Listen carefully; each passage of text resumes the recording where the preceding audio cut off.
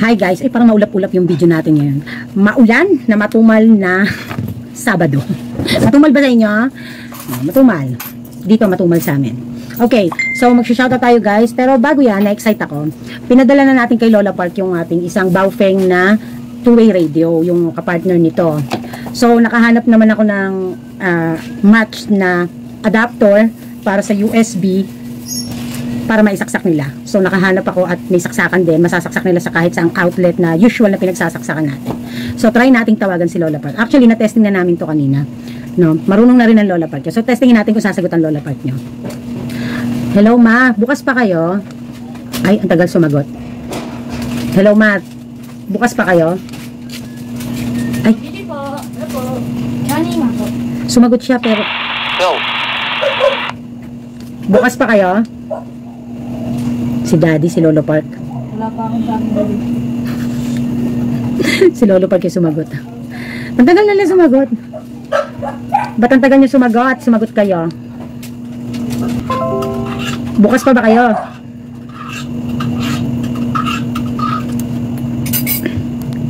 Ang tagal sumagot. Roger. Lah, nangyari sa mga to. Oh, yan ang nangyari sa inyo. Ba't tayo nyo sumagot? Pipindutin nyo yung sa gilid ng antena na itim. Ayusin nyo na may sagot. Sagot ko. Bukas pa kayo? Yes, bukas pa kami. Ano ba yan? Parang nakikipag-ano lang. Bukas pa na. Naka-video ka. Ayusin mo.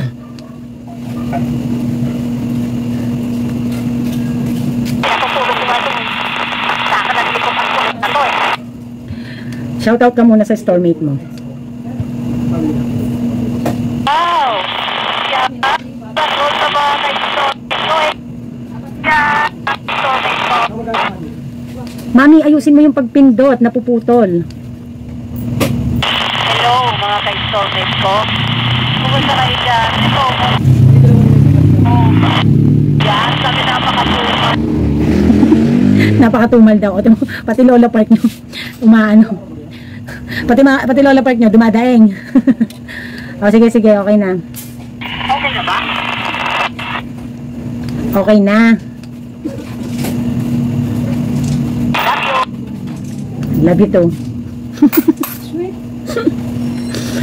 Okay, so ayan. So nandun na nga yung radyo. Teka lang, anin ko muna. Lola Park, dito ako matutulog.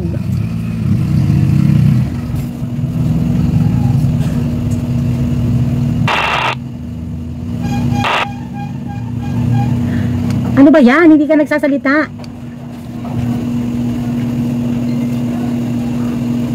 Nakakainit din pala, no? Eh kasi yung kausap ko siguro.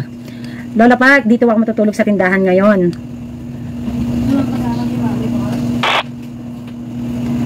Mami, walang sagot.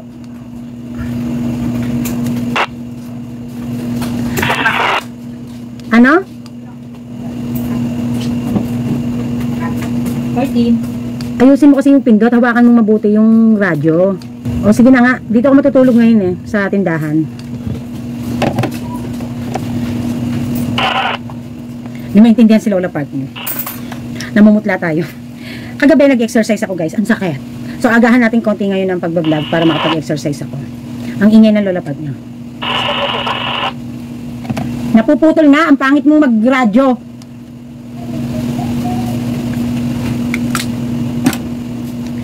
So anyways, yun nga no. Okay, so mag-shoutout muna tayo. And magkaroon tayo ng pagninilay today. Okay? So, shout out muna tayo dito sa ating last vlog na gaano kalinaw ang Baofeng two-way radio. Siguro kasi maulan, kaya yung medyo hindi ganun kalinaw or hindi masyadong maayos magpindot ang Lola Park nyo. Kanina okay naman, napakadaming hanash. no? So ang kagandahan talaga nito, madali niyang masasabi sa akin yung gusto niyang sabihin, no? Hindi yung tulad kanina, nag-text na pala, hindi ang tagal, tapos kung saan sa account ko nagte-text. So kung sa ganyan, mabilis lang ang relay ng message.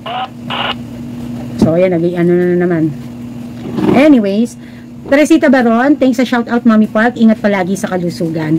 Jovelyn Conehar, hi Mami Park, matibay ang sanden. Ang akin nga 2016 pa. Hanggang ngayon sa awa ng Diyos, okay na okay pa naman. Ang importante, may electric delay ka. Which is, yun nga yung binibili namin na, what you call that? Extension. So, gusto niyo po bang makita? Papakita ko po sa inyo, no? And then, ang alam ko, ang tatak po nun ay, tingnan po natin kung ano tatak. So, eto guys, Jaguar ang tatak. Ito yung may electric delay kapag kayong, di ba, nagkukuryente, nawala ng kuryente. Tapos, biglang babalik yung kuryente. So, instead na direkta siyang, instead po na direkta siya na papasok yung kuryente sa appliances, magkakaroon muna ng delay. Siya muna yung unang responsible para sa ganyan. Sorry, lumalabo. So far yung binili ni Daddy Park dito sa aming Sanden ay Jaguar ang tatak. So, dun naman tayo sa bodega. So, sa aming bodega, guys, eto naman, ang tatak. Tingnan natin. Panther. So, maganda rin po ang tatak na Panther, matibay. No? Affordable po yan, no? Kaysa masiraan kayo ng electric, kailangan, magpuntar na kayo ng ganyan. So, meron po siyang double switch, dun sa saksakan mismo natin, kung saan siya nakasaksak na outlet, yung wire, tapos, dito may switch pa siya ng on and off, no? So, yan po ang ating Panther. Meron po niyan sa Shopee na official store. At saka, Lazada, tingnan niyo po. Kasi sa online lang binili ni Daddy yan, sa Lazada eh. Ayan guys, no? So, yan, natutunan ko lang din kay Daddy Park yan. Hindi naman yan alam ko talaga noon. So, isa sa reason kung bakit dati, nung nandun pa kami sa dating tinitirhan, na siraan ako agad ng printer, kahit halos ang bago-bago pa nung printer ko na brother, isa po sa reason is, nakadirect po siyang nakasaksak sa outlet or sa extension na walang power surge protection or protector. So, tulad ng sabi ni Ma'am Jovelyn, ang importante nga ay yung may electric delay. Kasi ito yung iniiwasan natin na kapag po panahon ng nagba-brown out, syempre, yung hindi natin alam kung kailan magkakaroon. Di po pa uso dito sa Pilipinas yung bigla na lang sisinde, biglang babalik, biglang sisinde, biglang babalik, no? Minsan may mga 3 beses na ganun. Tapos hanggang sa totally na siya, totally na magiging okay. So, yan po yung aming reason kung bakit patuloy po na napoprotektahan namin yung aming mga appliances. So, sa inyo, pag bibili kayo ng appliances, marami kayong mga appliances, lalo na't nagnenegosyo kayo, ganyan po ang gawin nyo. Okay? So, next naman ay si Elena De Leon. Sabi niya, Mami Park, salamat sa pagpansin po sa message at tanong ko regarding sa number ng ahente ng Midland. Pero Mami Park, saan ko po ba makikita ang number ng ahente? Di ko po makita, hehehe. So, nireplyan ko siya dun sa isa kong account. Sabi ko, nasa baba po ng title, ma'am, ang contact info. Sa description po ng title, thank you po. So, yon, no? Ayan. And then, next naman ay si Kirmeli. Galing talaga, Mami Park. Natatawa po ako nung sinubukan mo yung walkie-talkie. Ang kulit mo po kasi hehehe. Useful talaga yan. Malaking tipid para sa inyo na may second branch ng store at may extra pa galing sa maleta ni Daddy Park. God bless po sa inyong business. More happy to serve. Ayun. So, maganda talaga to. Kasi nga, you know, tulad niyan, kanina, tinesting natin. So, malaking bagay para sa mga Lola Park nyo, lalo na kapag kailangan ng mabilis na relay ng message. Kasi kanina nga, nag-text na pala siya, matagal na, mga alas 4 mahigit. Nabasa ko po, alas 5 mahigit na. Hindi ko alam na kung saan siya nag-message dahil marami po akong group, no? May group ako sa ice cream ng Ace, may group sa school, may group sa kung saan-saan. So, kumbaga ba, kapag ka nag-message, hindi ko ine-expect na mag-text siya. So, kung magra-radyo, mabilis agad na marerelay niya. Naubusan daw sila ng gas at makikiluto muna. Sabi ko, bumili na. Bumili na agad ng bukas na lang daw siya bibili. So, yon. Ellen Pilar, hi Mami Park, always watching. God bless you, love you po. Cute ng earrings nyo, Mami Park. Thanks for sharing at learnings. Yan, cute na ng earrings na free, kaya lang talagang ako ay cutty hands sa talagang hindi silver at hindi gold. So, kaya po, tinanggal ko din. Sinuot ko, pero tinanggal ko din siya. Isang araw ko lang sinuot. So, isusuot ko lang siya kung kailangan. Na actually, yung kanyang pakaw, nag-tarnish agad. Pero, syempre, na-appreciate natin na may pa-free ang ating mga seller. Okay? So, next naman ay si Insane. Ito, nanay ni Jai ito, ng aking tindera. Kauna-unahang nag-ano. Long hair si Lolo Park, parang papa ni Jai. Ayun. Subscriber natin yung nanay ng tindera ko. So, anyways, guys, yun nga palang nabili kong latest sa Shopee. Bumili po tayo ng facial tissue. So, syempre kung may green, meron ding pink. Mabili po ito sa amin. Bentahan po namin ay 20 pesos. Pumapatak po na ang puhunan nito ay wala pang 13 pesos. So, maganda siya. No? Kasama na shipping fee doon na pumapatak siya ng kulang-kulang 13 pesos. So, 20 pesos po ang bintahan namin. And then, yung isa pa po na dumating kahapon, eto. Ano ba to? Yung Lazada kahapon. 126. 126. Ay, 126 lang pala po ang ano nito. 126 divided by 24. 5.25 lang po ang puhunan. Bentahan natin ay 10 piso. Kasi marami pong bumibili ng karayom dito. Nahihirapan kami na magano. So maganda to. Although meron din po kami mga pantingi. Okay? So ayan ang so far na nabili natin sa Shopee na para sa tindahan. So yung mga school supplies po, magde-delay kami ng pamimili. Kasi meron pa kasi din dito and ang inisip kasi namin is para sabay-sabay na kapag nag-order. Kasi may mga school supplies ako in-order kay Ate Lourdes, meron din kay Tita Tessie. Kay Tita Tessie, kumukuha tayo ng Snappy, ng Jolly Ice Candy, at saka yung iba't iba pa na mga school supplies. And then, syempre, hinahanda natin budget. Dahil ang dami nating bayarin. Kanina, dumating si 14M, bayad tayo ng kulang-kulang 23K. So, bukas, ang popondohan namin, halagang 14,000 na 14,000 mahigit nga na Ace Ice Cream, bumabagyo na Ace Ice Cream pa, no? And then, kulang-kulang 5,000 na Snow Joe Ice Cream.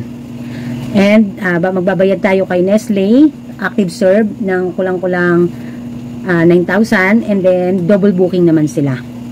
So, ibig sabihin, pwede ka nang umorder ng good for 2 weeks mo, and split type ang ating bayarin, no? Kalahati lang sa susunod na week, at kalahati ulit sa susunod na week. So, kahit ganon, pwede naman tayong magpa-booking ulit. Pero, nagpapa-double booking sila minsan. So, yun. Anyways, yun lang ang ating meron pa ba tayong shout out na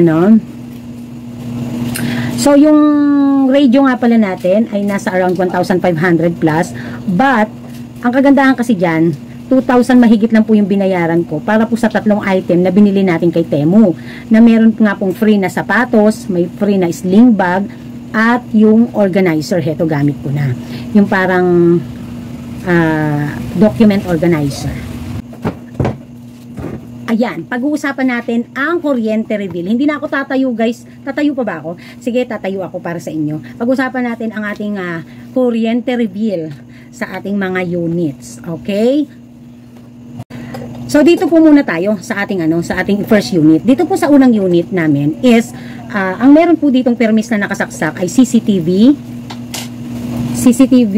and router ang aking computer kasi nakabukas po ang AVR nito, hindi ko po pinapatay. And then ilaw at saka 2 electric fan. So sa electric fan po, pinapatay namin paminsan-minsan kapag walang gumagamit. Pag tulad nung nandito po na nakatapat dito sa counter, sila daddy gumagamit yan. Pag wala sila, hindi ko na yan binubuksan. Meron po akong electric pan na parang nakita nyo po yung sa kusina na yon. So binubuksan naman yon kapag kayong magluluto. Recently ko lang naman na-purchase yan. Pero meron akong isa niyan na dati nang nandito, na permis nang nakabukas yan kapag gusto ko. Pinapatay ko yan, tulad yan ngayon, nag-vlog ako. Hindi ko binubuksan basta-basta kasi nga maingay sa background. So another thing is yung ating kettle, water kettle. So, napansin ko na napakalakas palang mag-charge ang water kettle. Kasi, kahit sabihin pa na wala naman kaming mabibigat na appliances dito, no, sa first unit namin, magtataka ka naman kung bakit ang aming bill dito ay nag 943.68 pesos.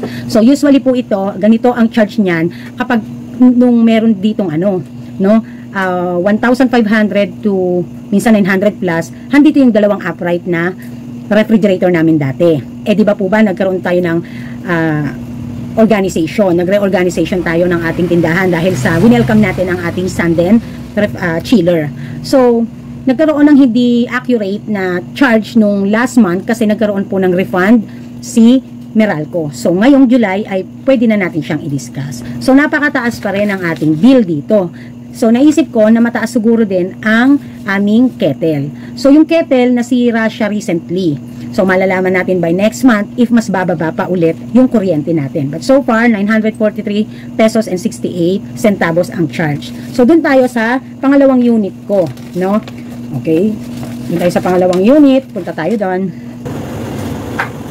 Ayan guys, medyo madilim-dilim lang ng konti, no? Para tayong lumabas galing langit. So, welcome dito sa aking, Sand and Chiller 3-door. So, dito po sa unit na to, ang nakasaksak ay ating chiller na si Sand and 3-door, inverter, at yung ating dalawang ice cream na nahandoon nakapwesto sa kabilang unit, sa unang unit, pero dito siya nakasaksak sa second unit. So, ang nahandoon po na ating ice creaman ay si Ace Ice Cream at si Snow Joe. Okay, so yan ay 24/7 na mga nakabukas, no? So, nagkaroon po tayo ng bill dyan na 4,257.83 centavos. So, bumaba siya compare sa dati na 5,000 siya mahigit. Nung i-compare ko siya ng around May, no? Kasi June ay iba nga po ang ating naging billing dahil nga nagkaroon ng refund. So, kung i-versus ko po siya nung May, ay mas bumaba pa ng konti compare sa wala pa tong chiller. Kasi po, dumating si chiller ay May na, magkakatapusan, no? So, maganda rin at sulit na rin. So, ang sabi ni Daddy diyan, pagdating sa comparing, mas tipid ang isang motor, kahit na 3-door siya, pero isang motor, kesa sa dalawang refrigerator. So, ang reason kung bakit mas ginusto na rin namin at pinush na talagang 3 na para masulit ang aming pagbili at isahan na lang, is mas tipid nga. 3 yung katumbas ng space niya, pero isa lang ang charge ng kuryente, no? So, para na rin halos 2. Kasi kumbaga ba, parang, ang tawag dito, parang 3 to no? Katumbas nito 3 chiller sa space. Pero sa motor, isa lang. Pero ang charge niya ay dalawang upright refrigerator na mga inverter pa. So, tipid ang 3-door inverter ng Sanden. Kasi, mas mababa pa nga May electric fan din kami dito na LEC na halos maghapon hanggang gabi ginagamit. Meron din po ditong ilaw. Halos 3 ilaw dito. Ito pong nandito sa last na ilaw dito, madalang gamitin. Kasi, maliwanag naman sa ilaw ng Sanden ang mga dilata na nagre-reflect. So, ang usually po sa gabi ay nabubuksan yung dito po sa may bandang harap at yung harapan sa labas. Ayan. So, tipid. Napakatipid, no? Kasi 5,000 mahigit, 4,257 lang ang ating charge. Pero hindi natin yan masasabi agad-agad kasi na, let's say for example, nag-summer, no? Ano kaya ang konsumo pagdating ng summer? So, iaano ko po kayo dyan. Ia-update ko po kayo. So, punta po tayo ng bodega. Dahil nung nakaraan po, ang last na binayaran ko dyan ng May is around 54 pesos hanggang sa naging 54 pesos ba dyan yun? 54 tapos nag-zero nung June. Yon, 54 pesos. Tapos nag-zero nung June kasi nagkaroon nga ng refund. So, ngayong July, magkano kaya? Pero, nakita ko po iyon doon sa resibo na nag-zero lang dahil doon sa refund, pero nagkonsumo po siya ng 1,200, almost 1,250 kung hindi po nagkaroon ng refund. So, ngayon po ay pupunta na tayo doon at kung magkano at anong mga ref ang nahan doon. Okay guys, nandito na tayo sa ating bodega. No? So, sana naririnig ako. So, ito po ay ang ating Ace Ice Cream na chiller or chest freezer. So, ito po yung na kay Lola Park na dalawa yung in-issue ni Ace Ice Cream. Ang dati pong nandito ay si Snow Joe na maliit. So, pinag-decide ko na pagpalitin kasi hindi naman ito masyadong nagagamit kay Lola Park. So, ako nagagamit ko siya. Yung ibabaw ng mga basket, ginawa kong lalagyan ng frozen products. At kapag dumadating si Ace Ice Cream na sobra-sobra yung mga orders, actually hindi naman sobrang-sobra yung orders. Hindi lang talaga kasya doon sa chiller, sa chest freezer na naka-display. So, naaabala niya ang chest freezer ni Snow Joe, chest freezer ko na Pujidenso, naaabala niya sa space kasi nga may mga tira pa after naming mag-display kapag nagdi-deliver.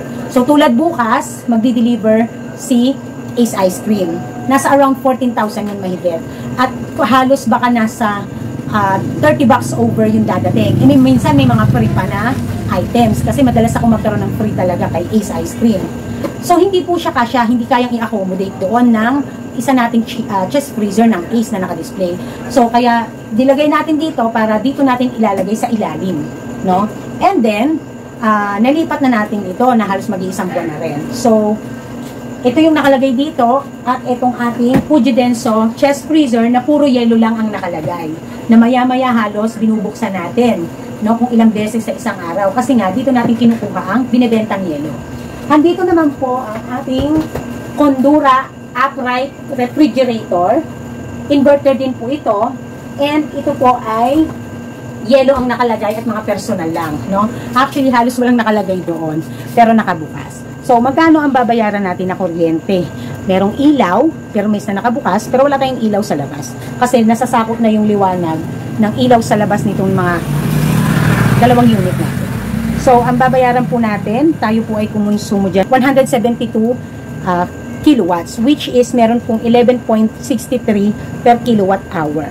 So, buwan-buwan, naiiba po ang charge. Nung nakaraang buwan po, merong 9 point something lang per kilowatts. Yung dalawa ko naman na unit na itong nauna ay merong 12 point something kilowatts per kilowatt. So, hindi po siya laging permes sa per kilowatt. Pero, pare-parehas po siya ng apply ng electrical. Sila po ay Business General Service ang apply ng kanilang kuryente. No, 'di ba? Merong residential at merong business. So, kaya po ang babayaran natin today is 1,466.68 para po sa tatlo na appliances na yan na sobrang gamit na gamit. Pero yung dulo na upright, hindi yan masyadong gamit, no? So, yan. So, all in all, ang babayaran ni Mami Park para sa tatlong unit, magkano? All in all, ang babayaran natin ay 6,668.19. No? Yan ang babayaran natin for the month of July. Actually, yan eh? June-July. Yun ang sakop niyan, June-July. Okay, so, katamaan lang kasi para sa nadagdagan ang appliances mo at nasunod ang gusto mong mga appliances na ilagay at mailagay ng maayos ang mga gusto mong itinda, maganda siya, di ba? Imagine, meron ka ng 3-door chiller, meron ka pang ilan ng, all in all, ilan ng chest freezer ko, 3 chiller ng ice cream, isang Fujidenso, and then may upright pa tayo na isa. Kasi yung isang upright natin na Eurotech, nilipat natin yan kay Lola Park, no? So, si Lola Park naman, dahil hindi pa din masyadong independent yung kanyang before, kaya hindi ko yan ma-vlog, yung charge ng kuryente sa kanya. And, dahil po naka-submeter pa siya kay may-ari dun sa mismong building. So, ngayon po ay napagawan na yan ng sarili niyang kontador at may di-discuss na natin yung kanyang kuryente rebill doon. So, naka-business type din po ang kanyang application doon. So, susunod yung tubig naman yung ipapa-asikaso nila na mabukod ng application. Okay. So, yan ang ating kuryente rebill, ano? So, imagine that, no? Yan, sa kuryente pa lang natin yan. 6,000, o kulang-kulang, kulang-kulang 6,670. So, ganyan naman naglalaro talaga, guys, ang aking kuryente. Hindi lumalagpas basta-basta ng 7,000 monthly. Even kahit sa summer. So, imagine niyo po, ano? Tapos, ipa-plus pa natin. Magkano naman ang pasahod natin sa ating mga tindera? So, ang ating pong pang-umaga ay fixed salary po na 7,000. Libre ang pagkain. Libre merienda. Hindi naman nagmi-merienda. And, hindi pa kasama dyan ang OT, no? Ang overtime. Binabayaran po din natin. Si Jai naman po ay nakafix po siya ng 8,000 sa kasalukuyan. So, siya po ay bayad din ng OT. So, ang kuryente lang po at ang pasahod sa tindera, pumapatak na po ng 21,668 or let's set around 21,500 to 22,000. Diyan po nagre-range. Kasi minsan po, pag mataas ang maraming OT, ang ating mga empleyado. So, doon nagre-range. Nagbibigay din po ako ng bonus na 200 monthly kapag walang late at saka walang absent. Okay?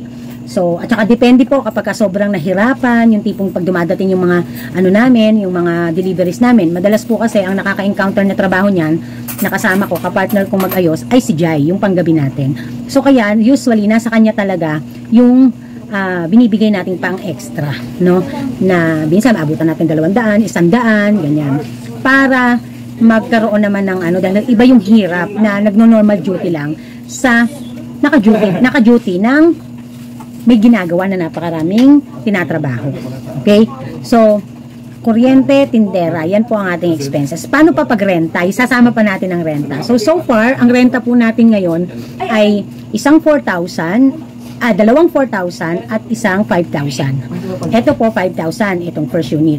Yung dalawang magkasunod, tig 4,000. So actually po, yung bodega natin, 5,000 po talaga ang gusto ng may-ari dyan. Nanghingi lang po ako ng discount na mag 4,000. Pinayagan niya ako this year lang. Next year, magiging 5K na siya.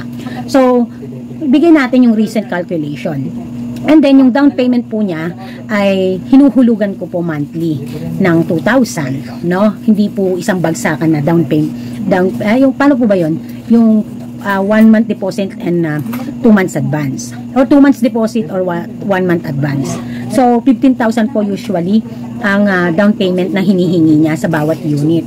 So, sa ngayon, ang binabayaran natin ay isang 5,000, dalawang tig 4,000, at saka yung down payment na 2,000 para sa ating deposit. No? Hinuhulugan natin siya. Paunti-unti hanggang matapos. 2,000. Okay. So, sa expenses pa lang po ng ating tindera, unit, kuryente, 36,668 or nag-a-around to 37,000. Ngayon, wala pa dyan yung ating transportation. Yung pag hinahire natin si dading mamili, hinahire natin yung van niya na kumakot ng paninda. No? So, usually, it around 1,000 to 2,000. So, pagpalagay na natin plus 2,000. Okay, so 38,600 plus. So nag-a-around to sa kulang-kulang 39,000. So kapwera pa yung bibili natin ng mga gamit na gagamitin talaga for operational. Ano po yung ano natin? Tulad halimbawa ng plastic or may binili tayong gamit dito.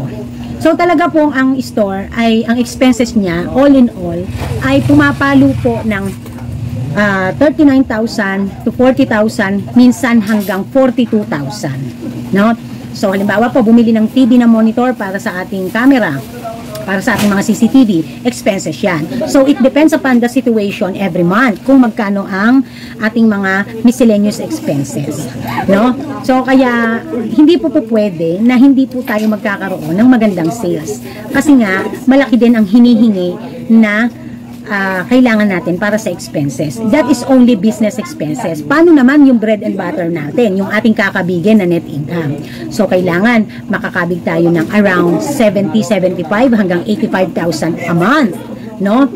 Guys, ito po dito pa lang hindi po kasama si Lola Park yung kanyang unit doon. Ito pong sinasabi ko ay expenses lang nating lahat dito. Lola Park niya. Hello, Jai. Kumusta ka dyan? So, kaya lalaro ang Lola Park ng radyo. Kaya po kung aanuhin po natin, sapat-sapat lang din, no? Na natin. Ang ingay ng Lola Park, yung tawag ng tawag.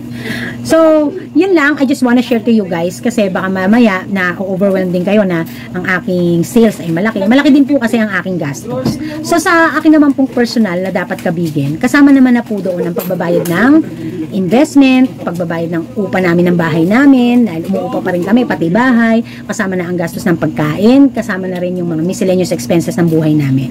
So, iba ang business expenses at iba din ang aming net income. At yung net income, yun ang aming pera na ginagamit sa buong buwan. No? So, kaya po kailangan talagang nasa 24 to 25 hanggang 30,000 a day dapat ang aming sales. At with a good profit margin. So, usually po, kapag po maganda ang maganda ang sales talaga, nagre-range po ang ating profit margin ng 12 to 13%. So, minsan 10%. So, ibig sabihin, maganda na yon, mataas na yon. Kasi, ano po ba ang natin dyan? Ano po ba ang pagbabasihan natin dyan? Profit margin po kasi is right after the expenses. Di ba po ba? Tinuruan ko kayo, nakukuha lamang ang profit margin kasi kailangan makakwenta na natin ang net income. No, after na ng expenses yun. Dahil bago mo makuha ang net income, bawas na ang expenses. And then, gagamitin natin yung ating nakuhang results sa net income para makuha natin ang profit margin. Ang ibig sabihin po niyan kasi, kung magkano naglaro ang tubuan ng iyong pagtitinda sa buong buwan, no? Yun yung, or kung ano mang specific time mo gustong makuha. Kung yearly ka or kung monthly. Ako po kasi monthly dahil magma-monthly sales report ako. So, usually po nagre-range po siya sa 8, 9, or 10 hanggang 13% ang ating profit margin. Maganda na siya, 'di ba? Isipin mo, labas na ang expenses noon. So if you add the expenses, nag-around to 15 to 16% din ang kabuuang tubuan niyan. So ganun lang probability, no? So na-share ko lang sa inyo para magkaroon kayo ng idea at maintindihan nyo na mag-analyze kayo pagdating sa mga expenses nyo. Okay? So ang expenses maaari nating mapababa. So, may mga accumulated expenses tayo tulad ng ating renta, pasahod sa empleyado, hanggat may empleyado, syempre, kuryente, no, mga utilities natin, and transportations. Maaari natin itong mapababa, maaari natin itong mapataas, depende sa atin. Pero, hindi mawawala. Kasi accumulated nga, patuloy. No? So, I do hope in today's video nagkaroon kayo ng idea and be aware of your expenses. Dapat nakikita nyo talaga kung ano yung mga dapat lang nagastusan, no? Dapat lang na fokusan, at kung ready na ba ang tindahan para sa empleyado, ready na ba ang tindahan for renovations, ready na ba ang tindahan for expansion.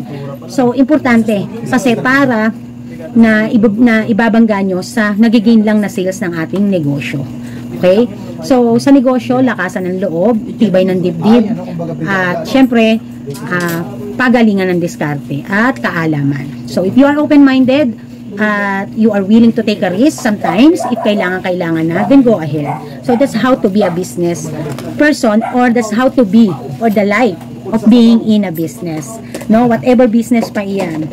So, sa pagsasari-sari store, you are not just only stressful when it comes to physical, pati mental mo, no? Kasi pag naghahabol kayo ng puponduhan, pag mga bayaran, deliveries, lalo na kapag ka ikaw ay nasa part ko na, nasa point ko na nasa leverage, no? Yung we are able to get na consignment, mga terms.